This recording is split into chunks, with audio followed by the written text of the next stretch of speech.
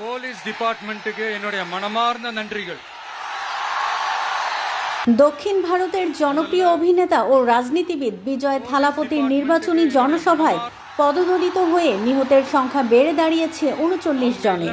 আহত হয়েছেন আরও অন্তত ৪০ জন। শনিবার সন্ধ্যায় তামিলনাড়ুর করুর জেলায় এ মর্মান্তিক ঘটনা ঘটে। নিহতদের মধ্যে ১৭ জন নারী ও ৯ জন শিশু রয়েছে। পুলিশ জানিয়েছে, বিজয় মঞ্চে ওঠার পর হাজারো মানুষ তাকে কাছ থেকে দেখার জন্য ব্যারিকেডের দিকে ধাবিত হন। তাতে দমবন্ধ পরিস্থিতি তৈরি হয় এবং মুহূর্তেই পদদলিত হওয়ার ঘটনা ঘটে।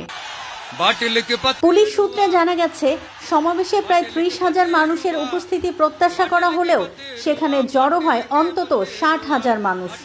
বিপুল এই ভিড় সামলাতে হিমশিম খায় আইন শৃঙ্খলা রক্ষাকারী বাহিনী। মুখ্যমন্ত্রী এম.কে. স্ট্যালিন বলেন, এটি এই রাজ্যের ইতিহাসে সবচেয়ে ভয়াবহ ঘটনা। কোনো রাজনৈতিক সমাবেশে এত প্রাণহানি আর কখনো ঘটেনি, ভবিষ্যতেও যেন না ঘটে।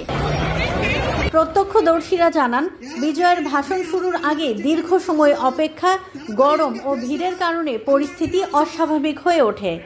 পরে হুড়োহুড়িতে অনেকে জ্ঞান হারালে পদদলিত হয়ে মৃত্যুর ঘটনা ঘটে।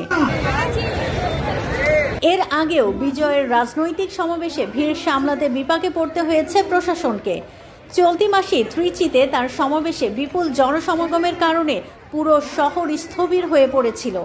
গত বছরের অক্টোবরে তার দলের প্রথম জনসভায়ও অন্তত ৬ জনের মৃত্যুর ঘটনা ঘটে। ওয়ালটন এখন দেশের সীমানা পেরিয়ে পৌঁছে গিয়েছে ৫০টিরও বেশি দেশে। ওয়ালটন, ঘরে ঘরে, বিশ্বজুড়ে।